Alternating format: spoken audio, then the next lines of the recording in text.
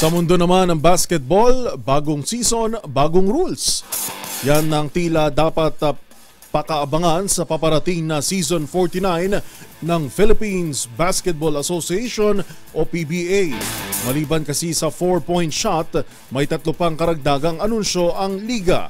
Kung ano yan, alamin sa report ni Millie Borja. Kasunod ng samot-saring reaksyong natanggap ng Philippine Basketball Association mula sa publiko, matapos i-anunsyo ang 4-point shot, ang liga mayroong karagdagang rule para sa paparating na Season 49. Ayon kay PBA Deputy Commissioner Eric Castro, ipatutupad na rin ng liga ang pagtanggal ng over the backboard violation, restrictions sa official suspension of play, maging ang pagbabago sa hashmark ng mga coach.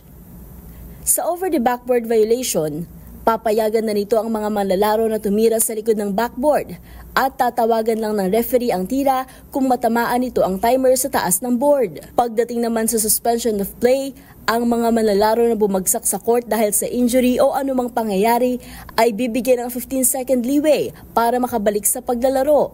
Kung di ito masunod, kailangan na nilang palitan sa playing court. At panghuli, kung lumagpas sa mga coach sa hashmark, bibigyan lamang sila ng warning sa unang pagkakataon at technical foul na sa pangalawa. Sa linggo August 18, magsisimula na ang bakbakan ng 12 teams sa PBA court. At yun ang mga latest updates sa mundo ng sports. Para sa MBC TV Network News, ito si Millie Borja, una sa Pilipinas, una sa Pilipino.